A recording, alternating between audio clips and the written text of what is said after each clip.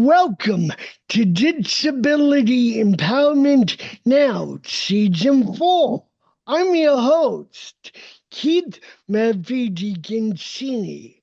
Today, I'm talking to Hannah Woelke for part 2 of our, let's just call it a ongoing series on disability and sexuality. This is part 2 of the series. In case you missed part 1, the only important thing I have to catch you up on is I'm terrible at algebra, and therefore I must be terrible in bed. Basic math. My producer's gonna love that joke. We'll leave it to him to figure out what to do with that wild edit. Hannah, welcome back to the show. Thanks, Keith. So, where did we leave off? Seriously. My recollection is that we left off at the very beginning of a discussion around disability, sexuality, and its relationship to self-esteem, self-advocacy, confidence, that sort of thing. Wow, I should really turn over the hosting duties to you because that's exactly where we left off at part 1, not my goofball humor, let's say. Although I did find it very ironic that we were talking last time about one of the misassumptions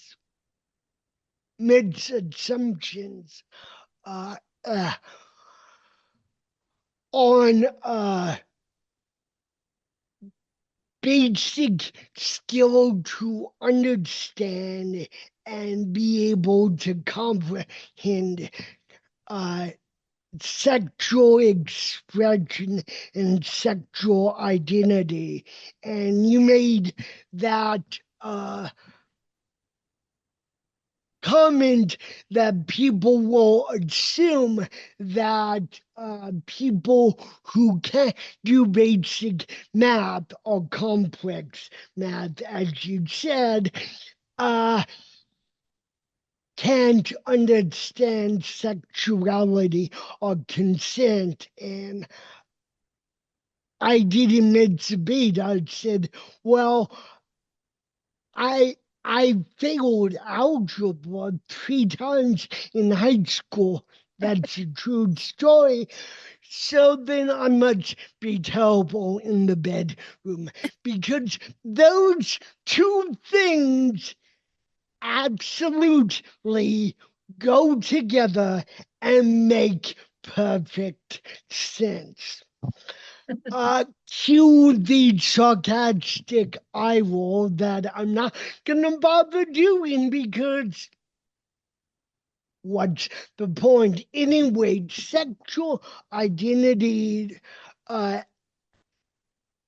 particularly in the disability space in terms of self-advocacy, self-worth, that's a big thing, self-worth. Talk about those concepts because they are very critical to the. I was thinking about this morning how the sexual identity is just completely paramount to the human existence, scratch that, the animal existence. If you really go back far enough, we're all animals.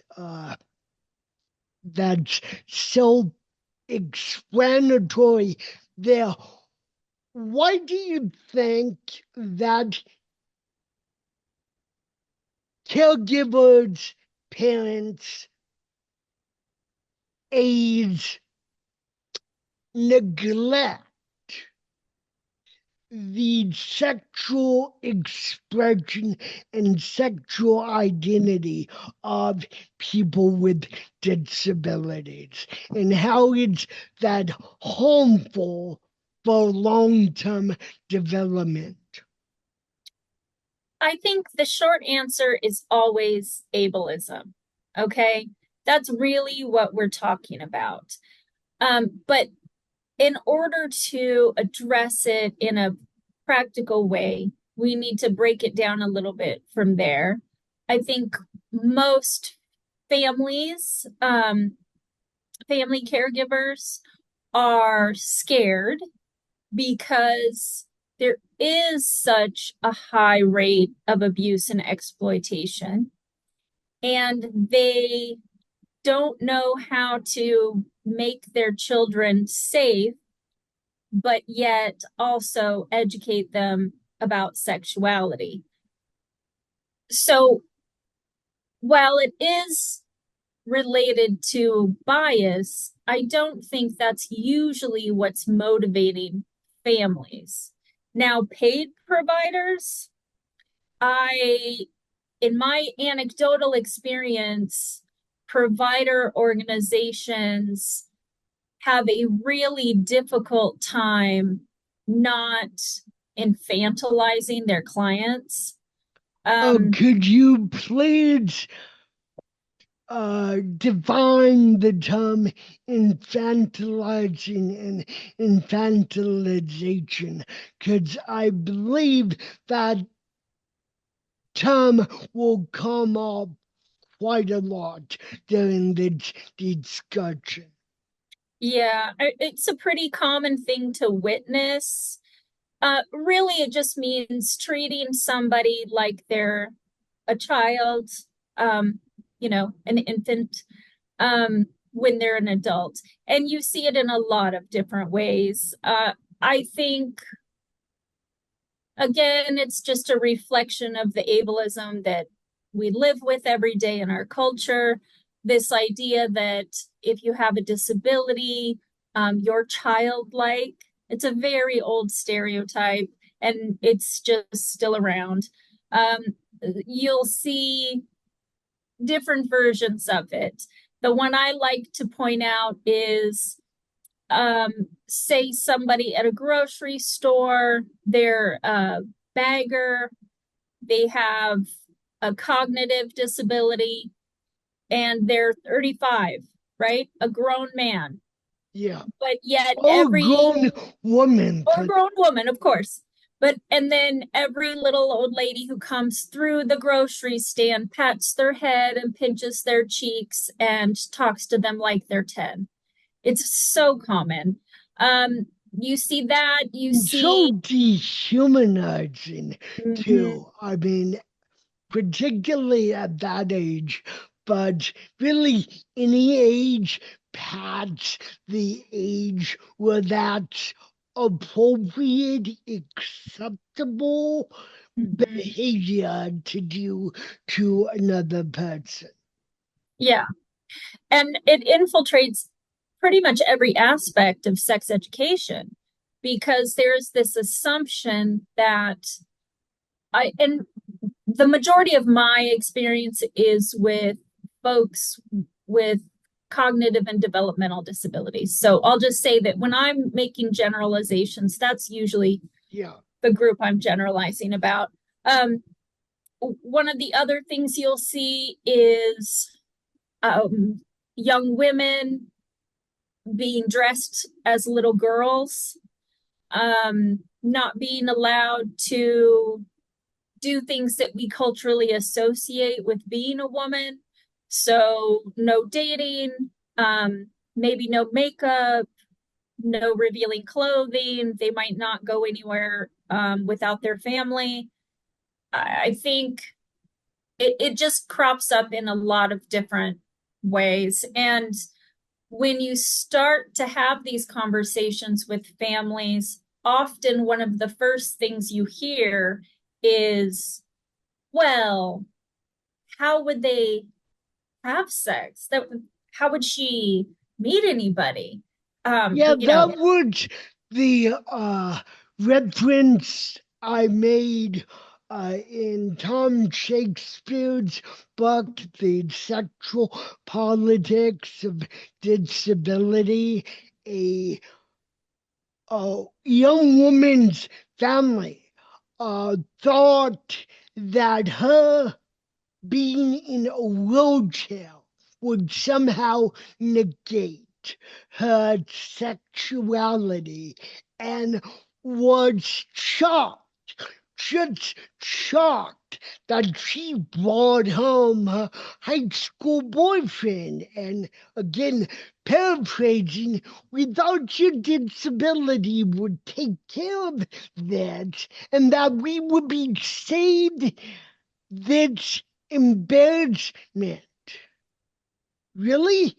Dating is a embarrassment. Okay.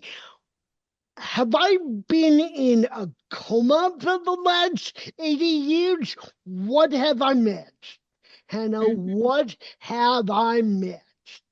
How does being in a wheelchair negate your internal desires?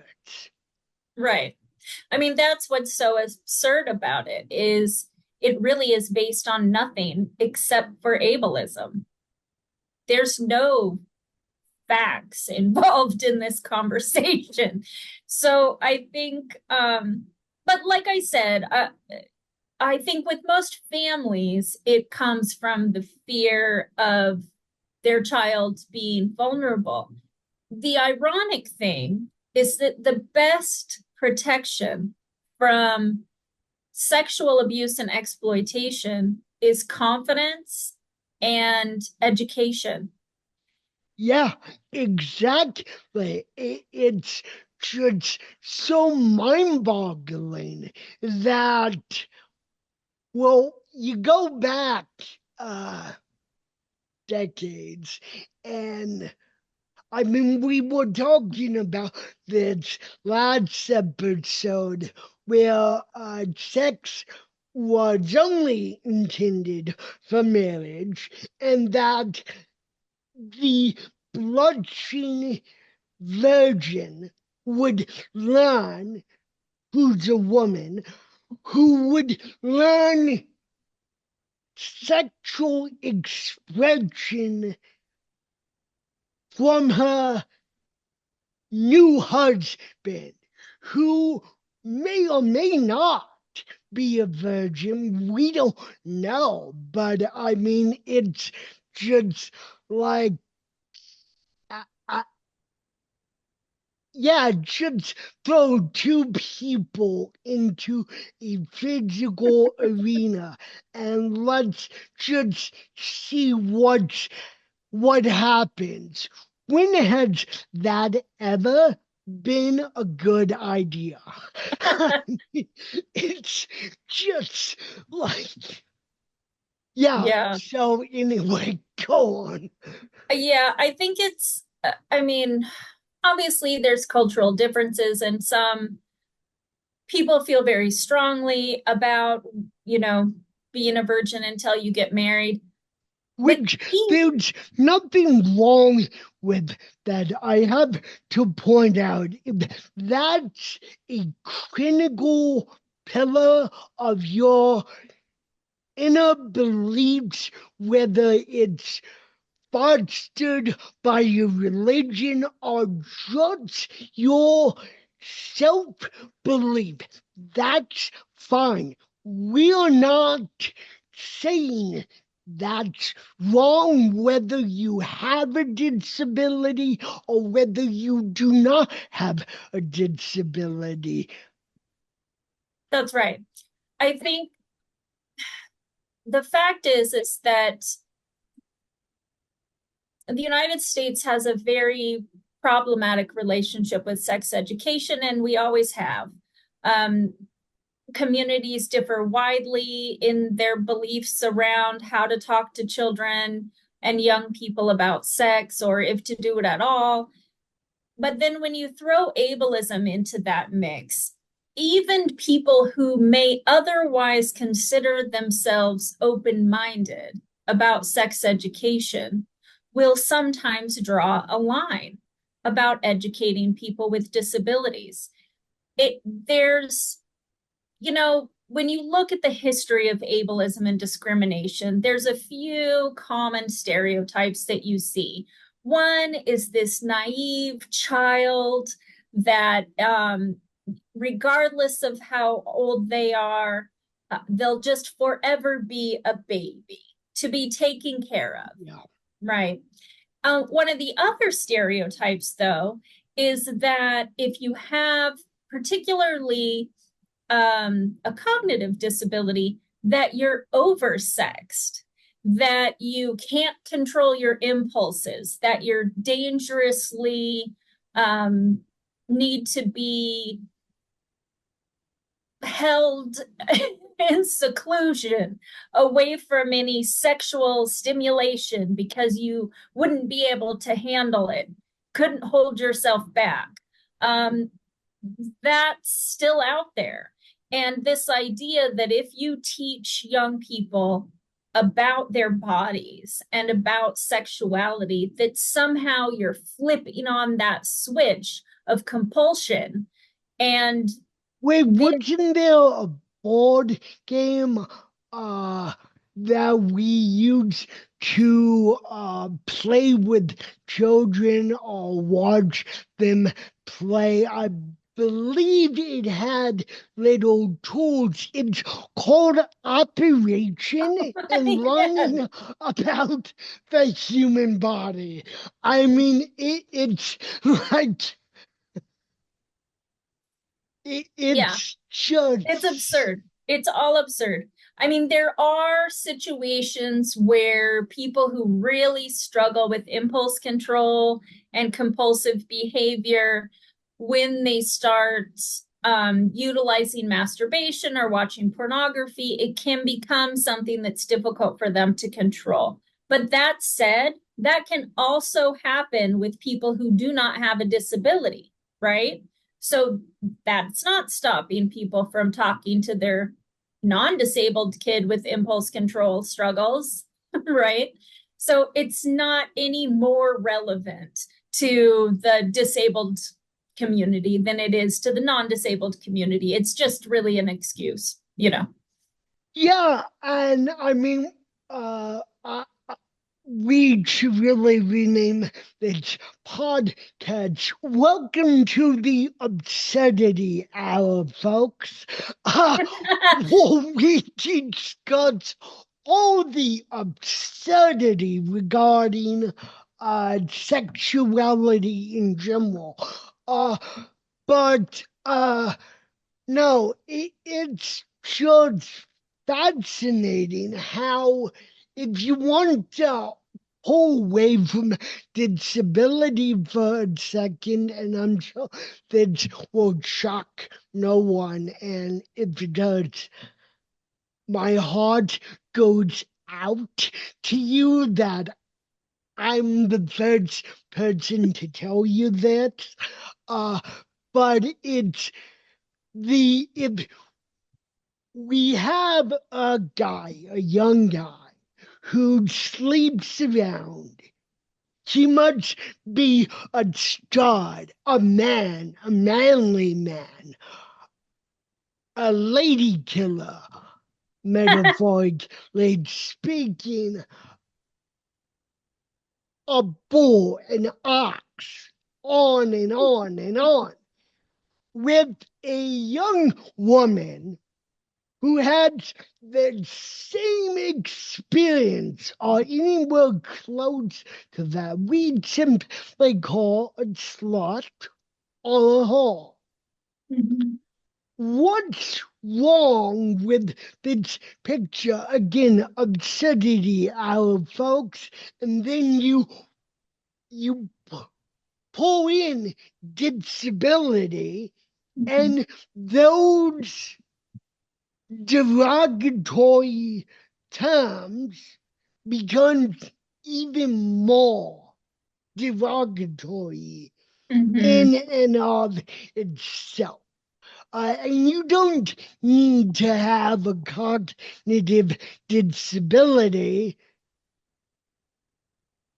when you're talking about sex and disability and people who don't understand the sexual drives and desires of people with disabilities.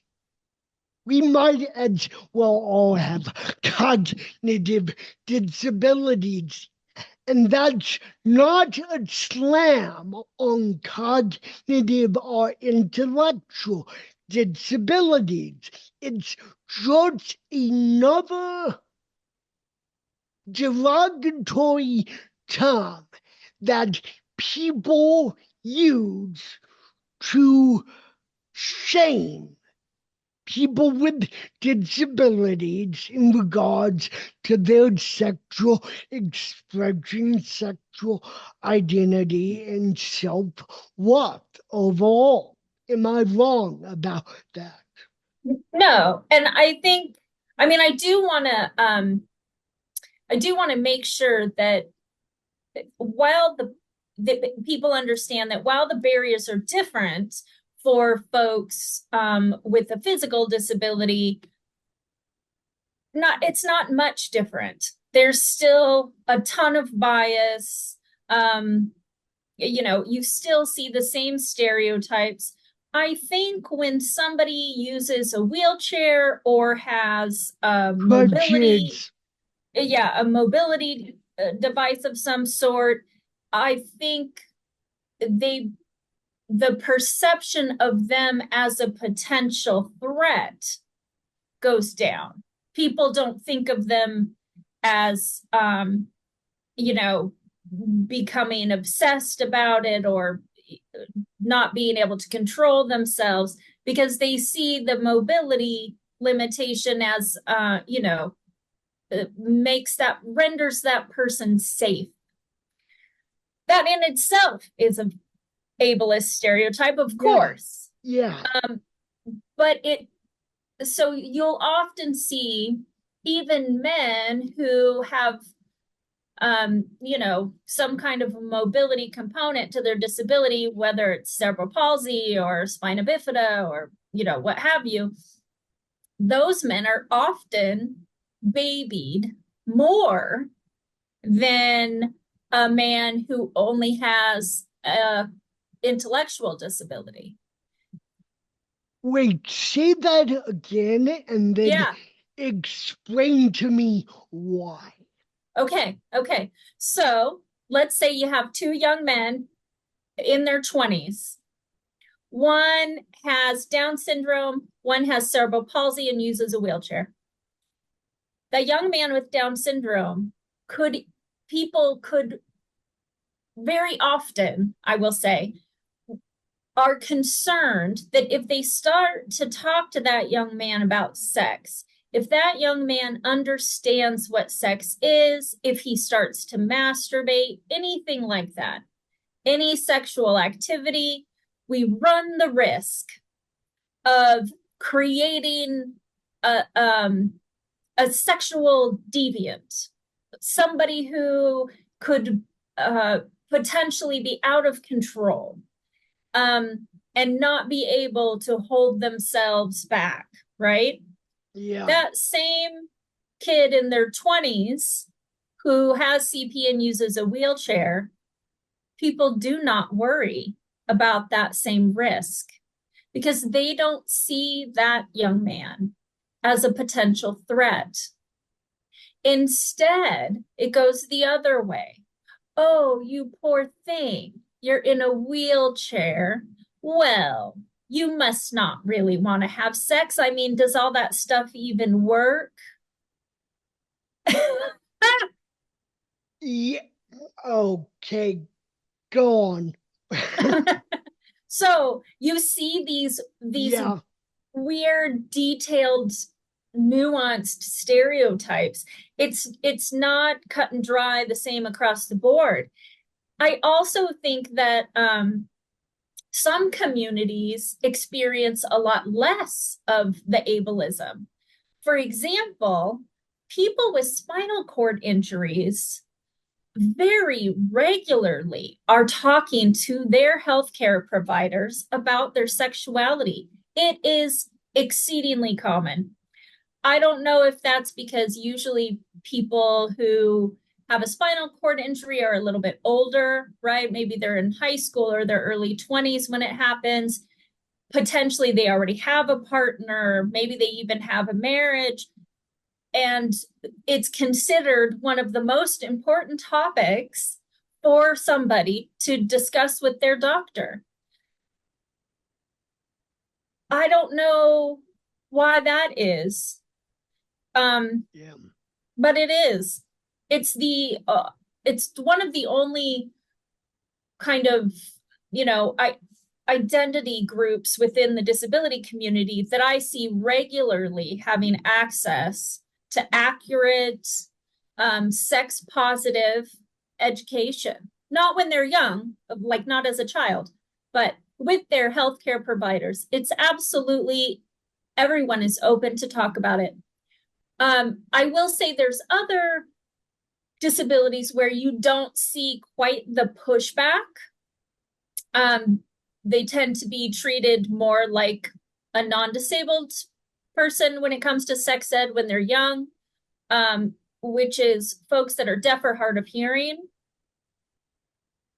It isn't usually considered impactful to their sexuality, right? We don't think of somebody who's deaf or hard of hearing as having different hormones than their non-disabled peer.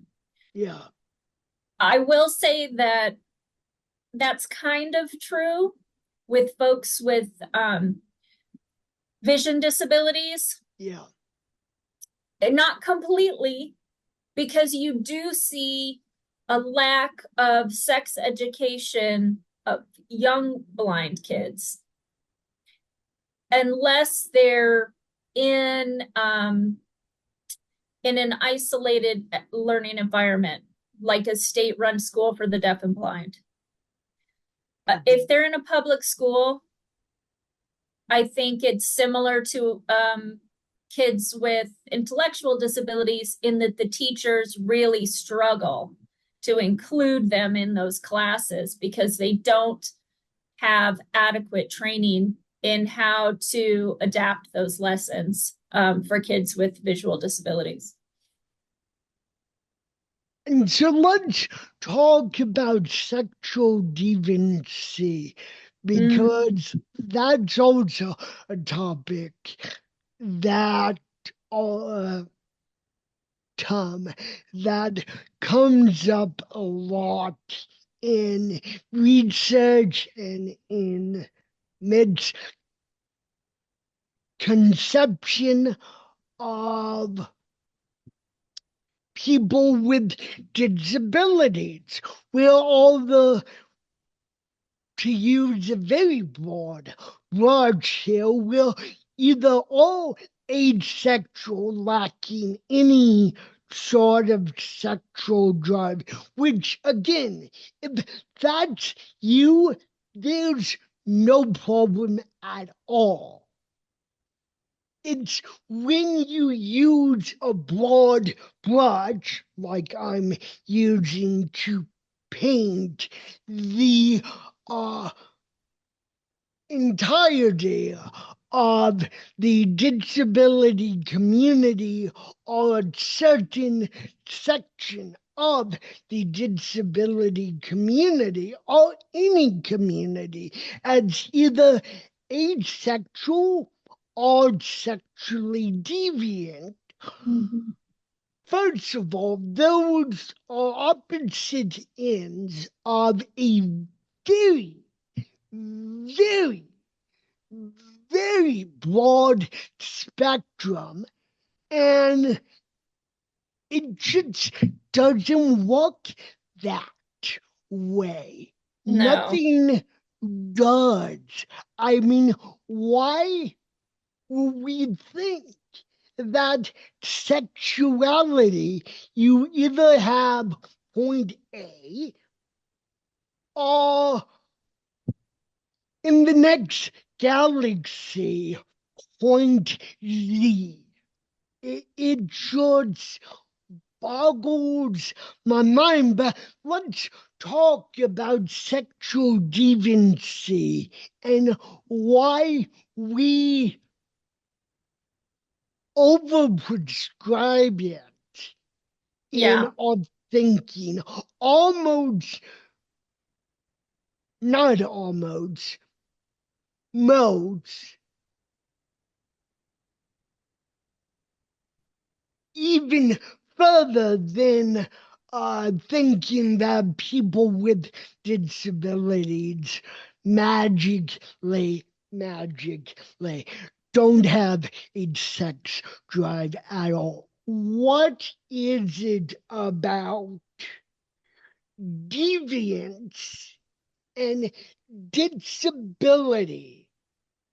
Those two terms, why are they so often interlinked when they shouldn't be? I mean, okay. So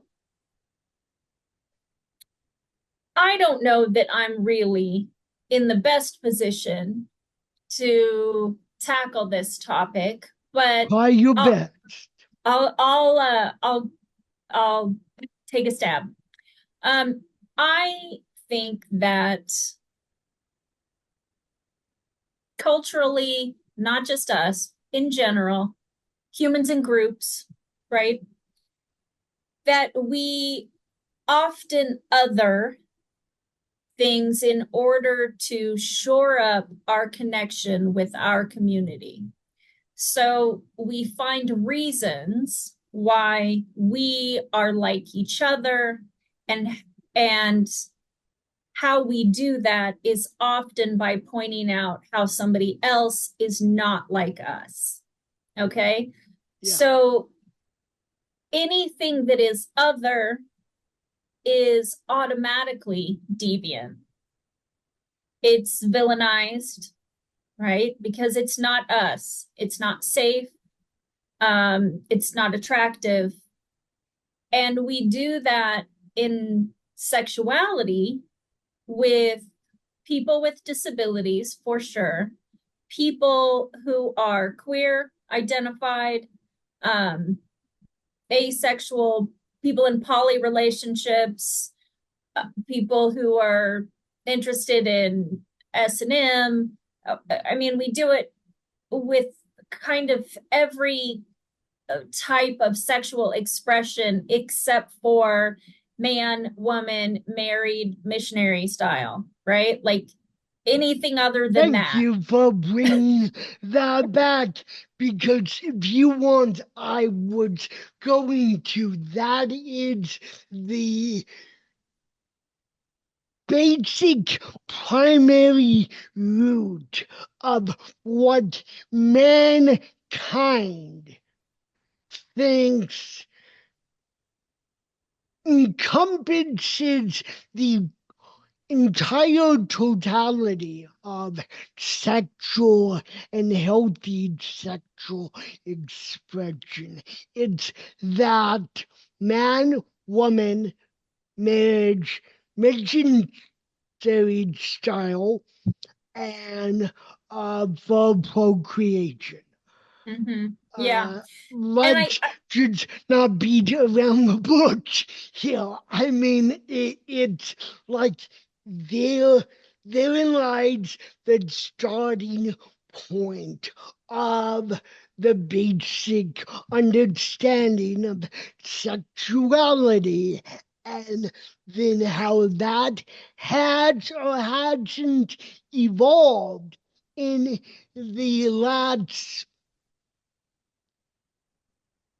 I don't know, 5,000 years or something like that. Remember, folks, I'm bad at math. Uh, and so, but thank you for taking a stab at that.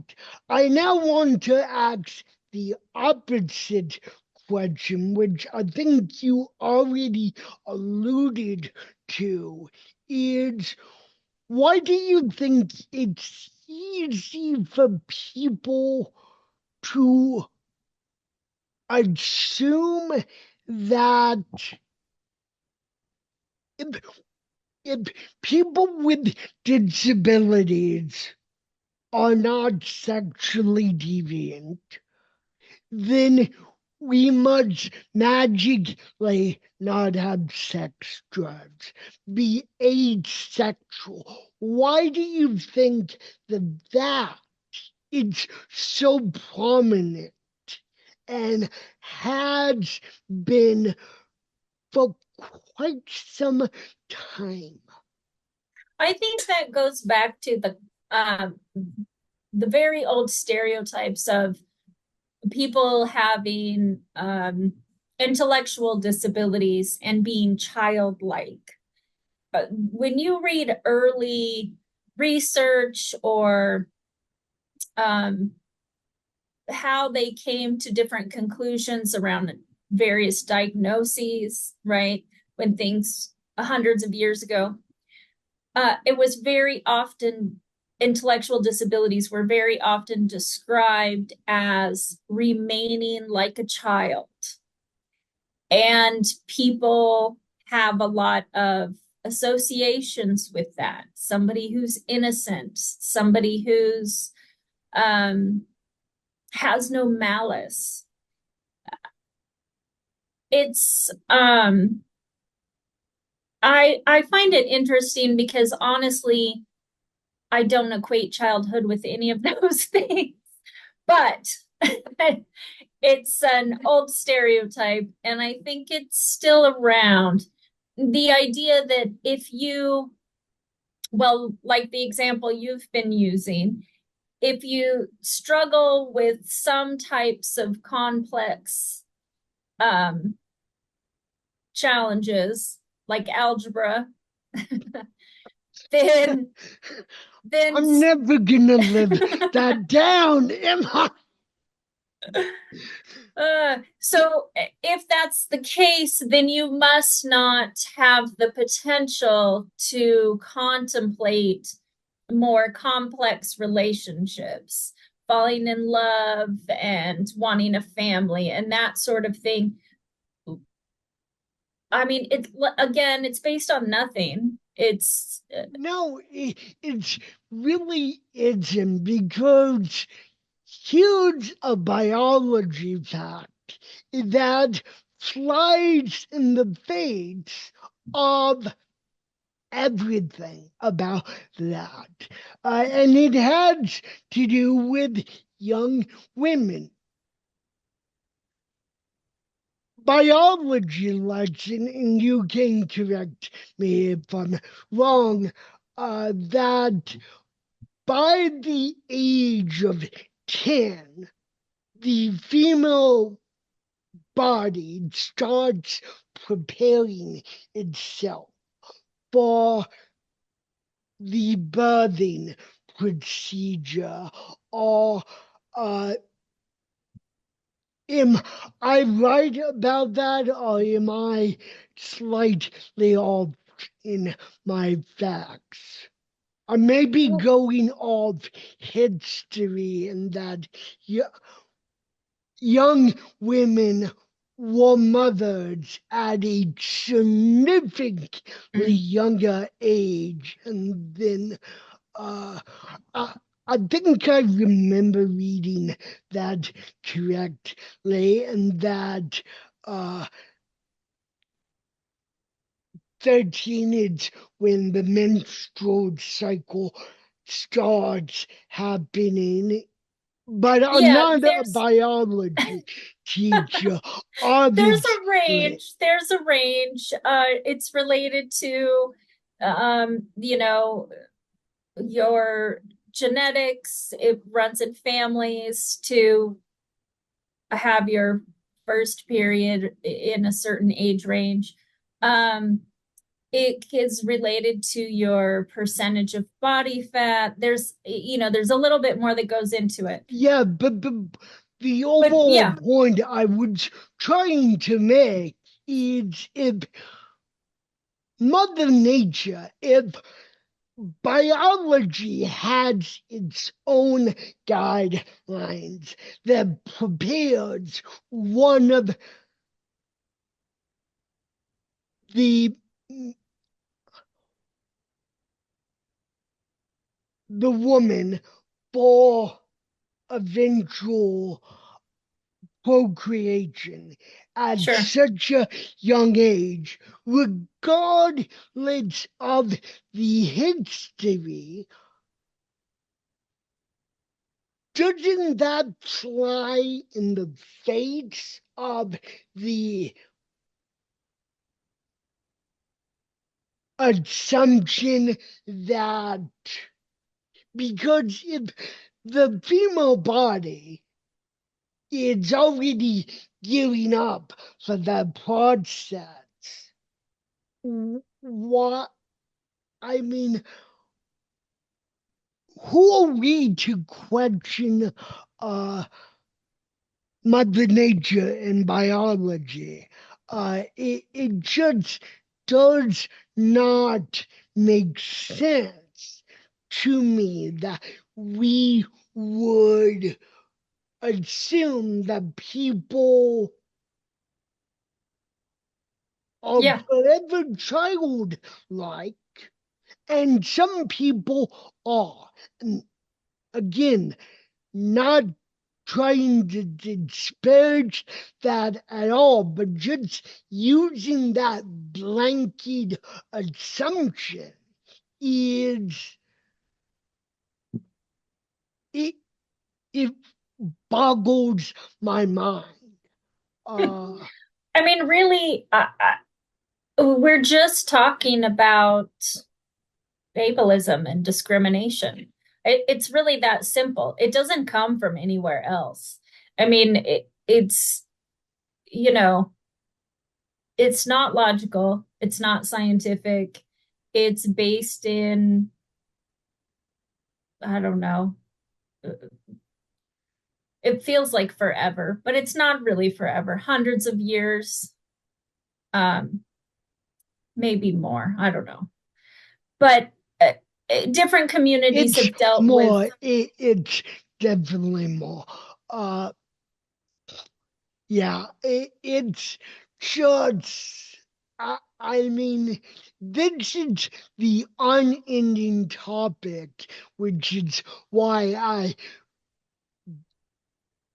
definitely referred to this as a ongoing segment instead of a 2 or 3 part episode series where we try to unpack the most complicated and emotional subject ever to exist in Right. just a few short hours. Yeah, yeah. Let's try to do that. Do you want to stay up with me for like 3 weeks and try to talk about this and really unpack all of the ins and outs and the assumptions and the misconceptions? I mean, there's there's a reason why people have been obsessed and addicted with sex and really exploring everything about the topic. I all want to their go, entire life. sure. I want to go back just a minute to the concept of um, people being more safe if they have, Please do. yeah, more confidence, more self-confidence, more education, um, a better sense of self-worth. I think, and this to me has nothing to do with disability, but I think in general, people are less vulnerable to exploitation if they value themselves and they are not as easily manipulated Yeah. by people who might want to take advantage. If you see yourself as a worthy partner, as somebody who is attractive and appealing and has the potential for relationships, if you see yourself that way, then you're less desperate for that attention and approval from others. What you often see with young people and why they're so easy to exploit is because they are terribly insecure. And when you add disability into the conversation, the level of insecurity and social isolation can really increase. And obviously, these are generalizations. I'm not saying everyone with a disability is socially isolated, but we know that in general, for example, touch starvation is a real scourge. You know, Actually, yeah,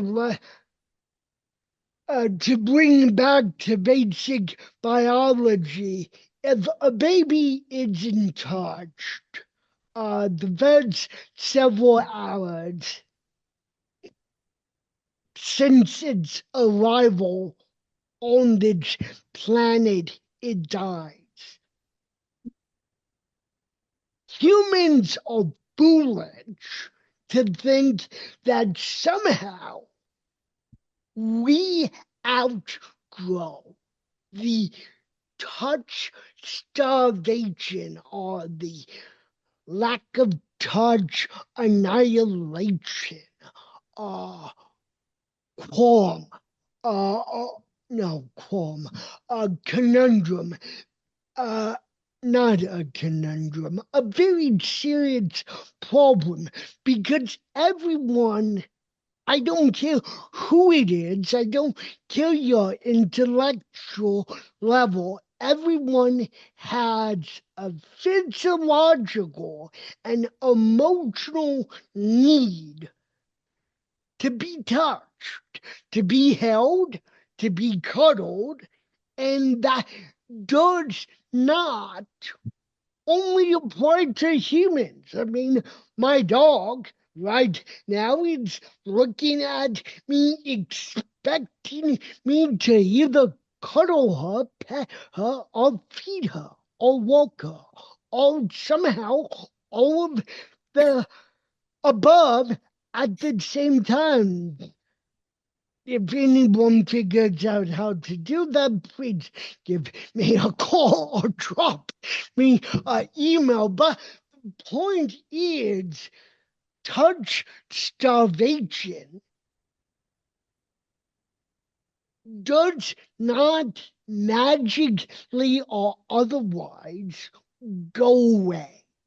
It is, it can be, and very often is, a scourge on the level of depression, isolation, uh, poor health. I mean, we could go on and on, but yeah, that's a very valid point you bring up. And I think a point that most people either are not aware of or poo as some uh, pop psychology sensibility, or uh, Yeah, it's which very common um, to not have that aspect of somebody's life addressed when we're talking about a service team, for example. You might have an employment support organization and a group home and a payee and family. Uh, and somehow, in all of these conversations about what it means to be healthy and independent, we're not talking about just the most basic human needs of touch and relationship and love, as though we can create an atmosphere without any of those things in which people can thrive. It's an utter lie.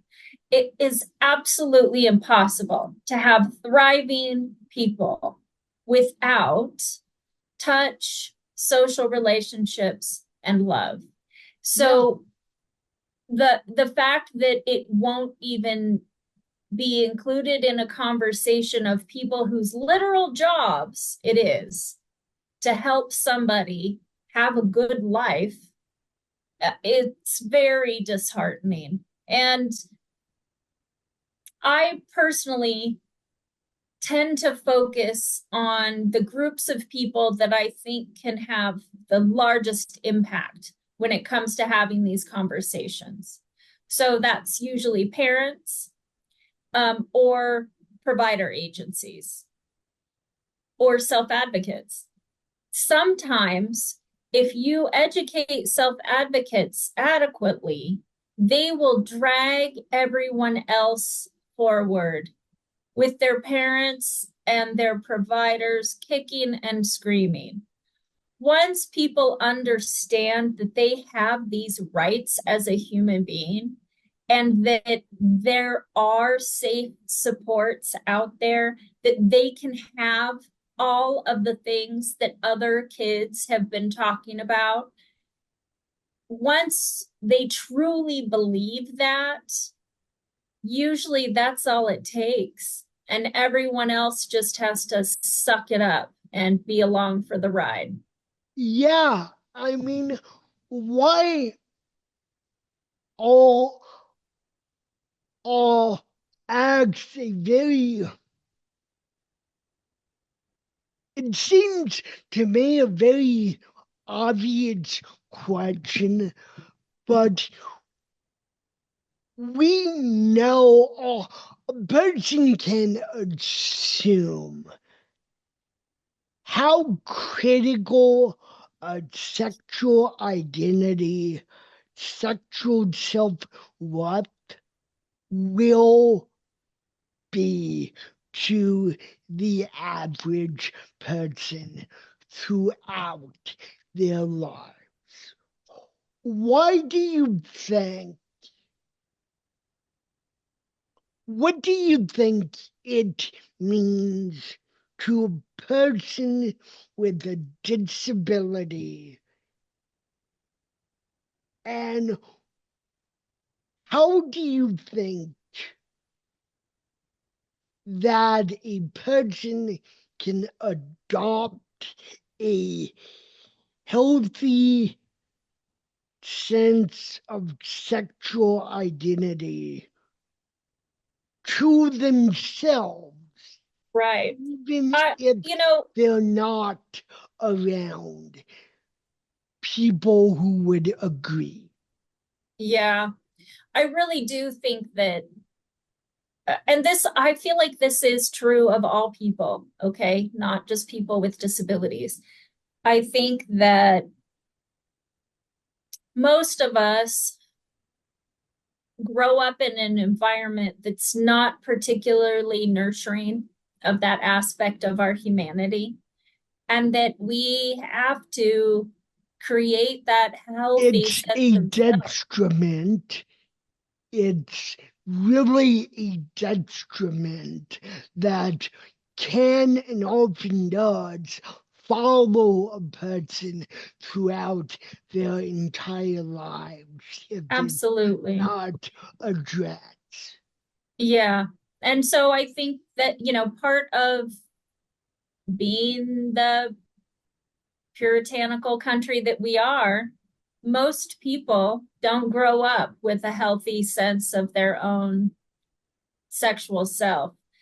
And we're forced to discover it for ourselves in adulthood, whatever that looks like for us. So it may be relationships.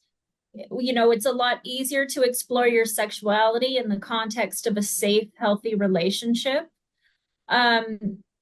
Because you're not risky, you're not quite as vulnerable if you're already in the relationship. I think therapy, honestly, a lot of therapy, depending on what you're trying to unlearn. Say And that louder, why won't you?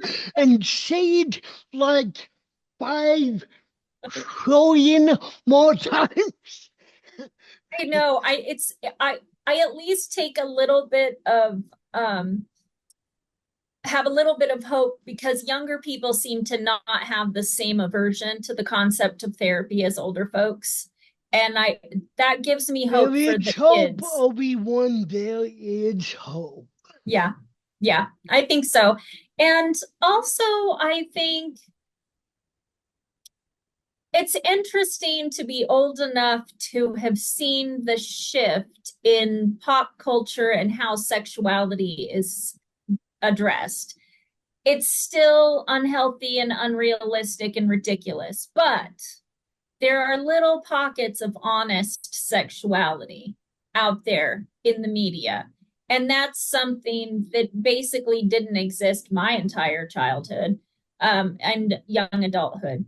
The fact that you can see gay couples in commercials is fabulous to me because regardless of what we think about somebody else's sexual identity, they need to feel positive. They need to see representation. They need to let go of shame in order to be a healthy person. So it doesn't matter if you resonate with something. It doesn't matter if it means anything to you. It means something to someone else, right? Not everything's about you. Not everything is meant for you. And that's something that I feel like people often struggle with. Well, you don't have to like it. You're not the audience, right? And with Yeah. sex, I think that's a big deal because sexuality, what we all find sexually pleasurable, it is a huge range. And Again, it's a entire spectrum. absolutely. And because of that, in order for people to feel represented, that range of lived experience needs to be able to be expressed. So, I know that there's a myriad of opinions, and mine is just another one, frankly, but about these things and having stuff in the media and available online and all that. I do feel like when we decide not to educate our children, what we are doing is defaulting to what they're going to learn on their own, which 90% of the time is inaccurate and unhelpful. So Do you want to say the name or should I? go ahead. Uh, it's two extracurricular, as you said, very unrealistic and inaccurate representation. I'm thinking of pornography. Right. Well, and I will say this, just to put it out there. pornography is entertainment for adults. It is not intended Yes. for children. No, no, certainly not. And I think that sometimes we forget that it's okay to tell young people that certain things are not beneficial to them at a young age, right? And that's how we protect them. There's no reason that porn should be any different than a rated R movie, right? We're not letting our young children see horror films and have horrible nightmares. And we're not letting our young children watch pornography. It's an adult um, form of entertainment. I don't think that that necessarily means that you're not sex positive. To me, those two things are not related, even though culturally we like to put them together. If you're a sex positive person, if you're pro sex education, then you have to be pro porn. I feel like pornography is a type of entertainment that some people are interested in, and golf clap to them. You either are or you're not, and Very nobody well really said. nobody should really care, right? And it's completely separate to me in my mind from sex education, how we deal with sexuality with young people. It's just doesn't need to be part of the conversation in my mind unless young people are being exposed to it, because it can be quite damaging, depending on how young we're talking. I think, but that's not porn's fault, okay? Because porn is meant for adults. It's our fault when Yeah. we conflate healthy sexual expression with artificial adult entertainment. Those are not the same thing. Yet, time after time, when we're talking about sexuality, people want to bring up pornography as though they're somehow permanently linked, which is absurd. Yeah, I mean, we could do a whole, and we probably should do at some point a whole fascinating series on what you just said about why they shouldn't be linked and how to unlink them for the benefit of everyone, regardless of your ability level. Yeah. It's just like it's not every, you can't paint, you can't or shouldn't paint everything with a broad brush. It's like, uh, but I mean, also porn is so pervasive and so readily available Mm-hmm. that, I mean, I don't blame them for getting it conflated with being sex positive in whatever angle you want to take and talk about that term. uh, Yeah. It's Porn, it's ubiquitous. a Yes. job, it's entertainment, uh, it it's vastly unfair to bring back to that point of, well, if you talk about sex positivity, which again we can unpack just those two terms in and by itself, you Mhm. must also be talking about pornography, Yeah. which sex positivity was around a lot longer, probably, than the modern equivalent of pornography or adult entertainment. It just, if it wasn't, it should have been. But if it was, we weren't aware of it to really equate it But as its I own feel thing. like I feel like it's intentional. I feel like people who Oh, uh good. Please.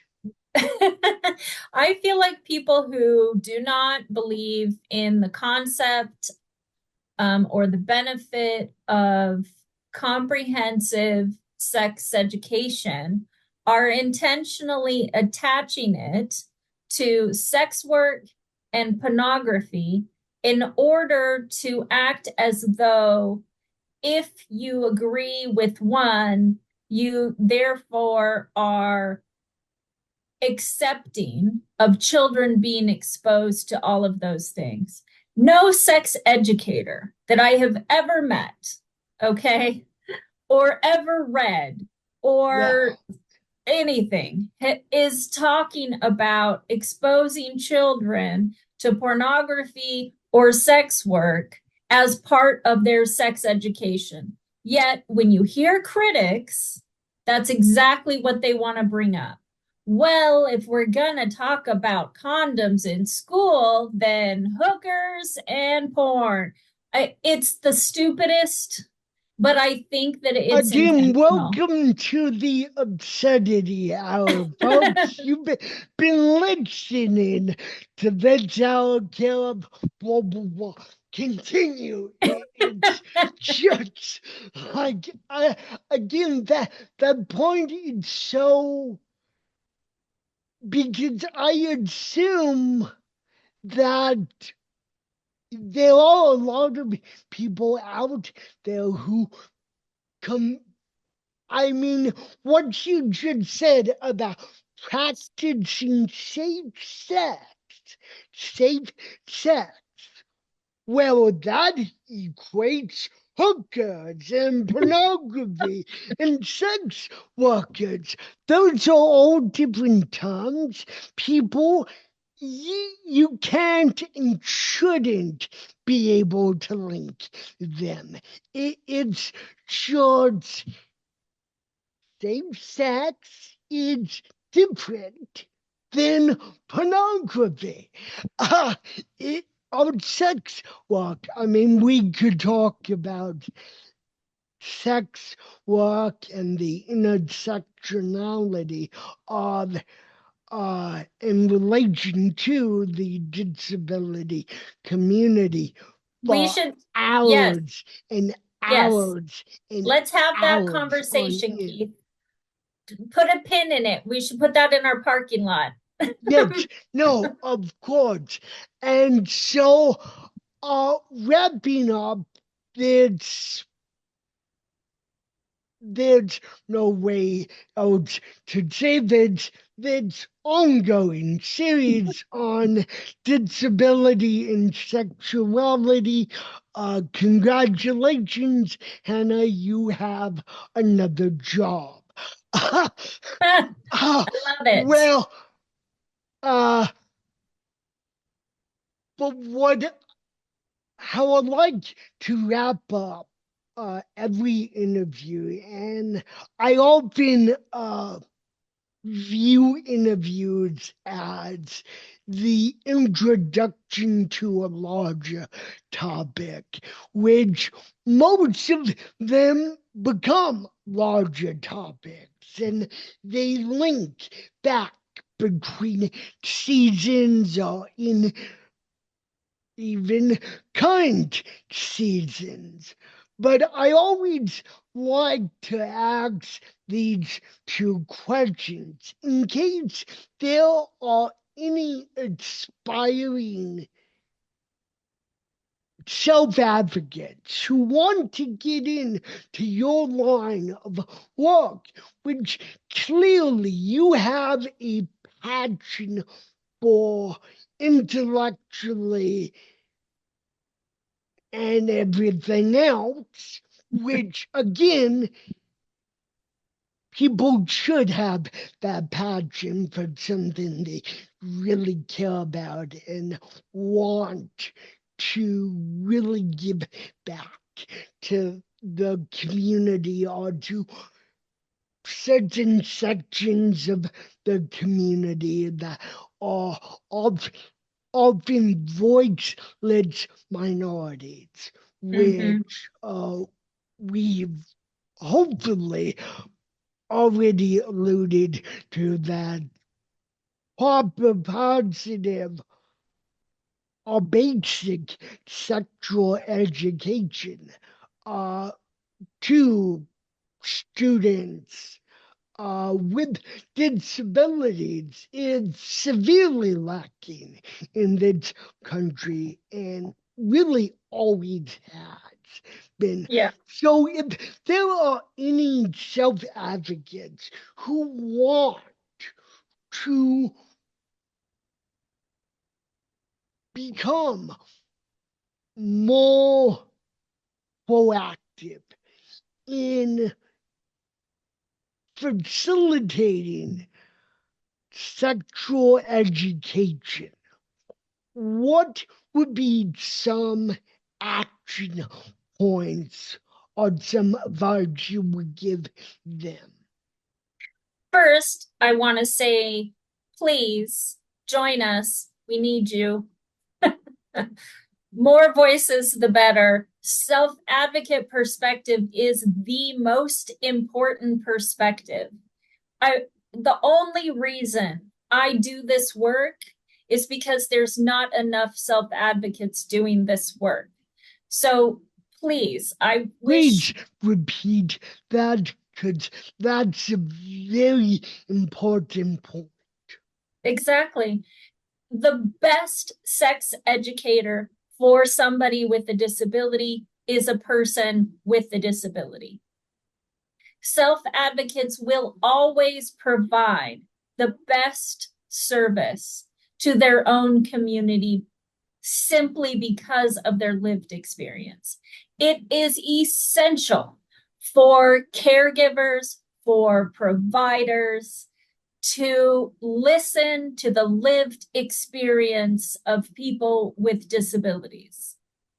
That's the only way these things are going to change. So I do hope there's some people out there who are intrigued by this work because it's so important and it can be so immensely powerful when you help somebody work through some of these struggles to get to a point where they have a satisfying sex life. It's it's just terribly important. So I really do think there's a lot of ways people can dip their toe in this type of advocacy. Right now, across the country, elections are coming. There's a myriad of bills and laws in the works specifically regarding sexuality. Get to know your state, get to know the politics in your area, and see if there isn't something that you could support or discourage related to disability and sexuality. Probably there is, regardless of where you are. Another thing that you can consider is getting involved with your local school boards, things of that nature, libraries, places that are being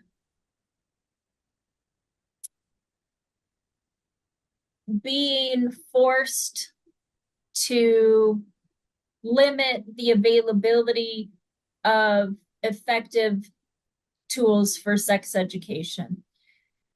If you're so inclined, those types of organizations need a self-advocate, pro-sex voice. They need it. Another option would just be to get involved in your immediate surroundings, whether that's talking to families that you know, talking to provider agencies that you're involved with, maybe having a presentation at a parent support group, things of that nature.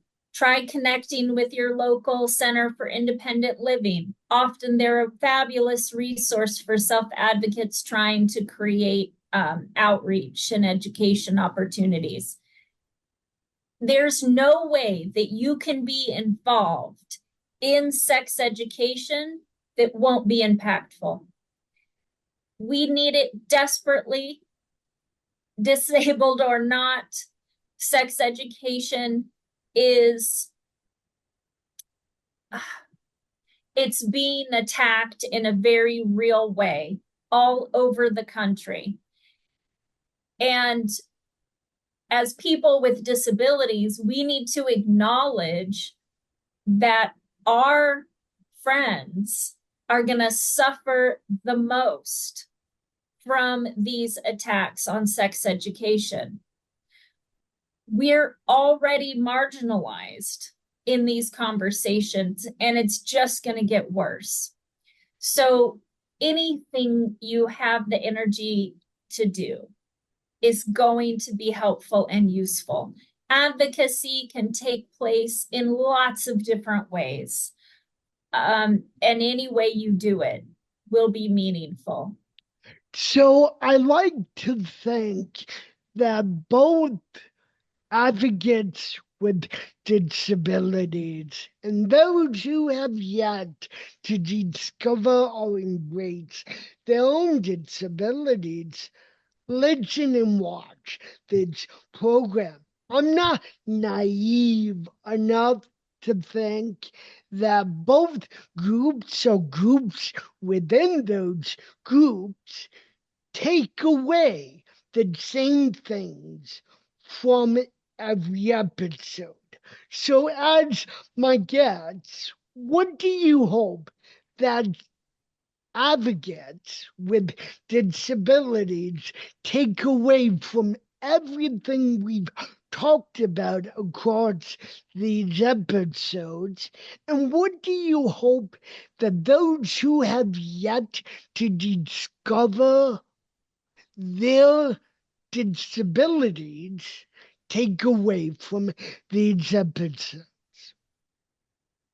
I truly hope that self advocates can connect with some of the things we've talked about, recognize that their experiences are not unique to them, that there is a community of support out here, and they're not alone. That they can reach out to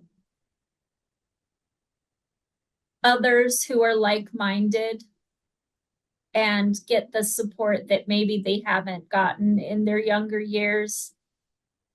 As for allies who are temporarily able-bodied, um, I think that just checking your own ableism, just check it.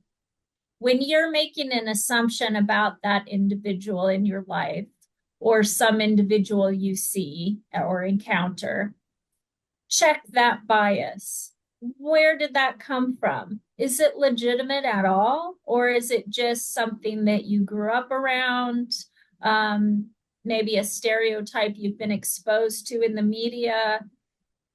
I think literally the least we can do, okay, is control our own bias. Yeah. So start there. Well, Hannah, it's been a delightful pleasure getting to talk to you, beginning to explore the vast complexities of disability and sexuality. I knew we couldn't do it in just a few hours. And I look forward to talking to you again very soon. thank you always for your candor and your insight. And thank you most of all for the work you do with such a passion with giving back to our community. We need more people like you out there doing the good work you're doing. Thanks, Keith. It has been super fun. I can't wait to do it again. There's so many things we haven't talked about yet. And I really appreciate the opportunity. I appreciate that you're open-minded enough to entertain this topic. Always, take Thanks. care. Bye.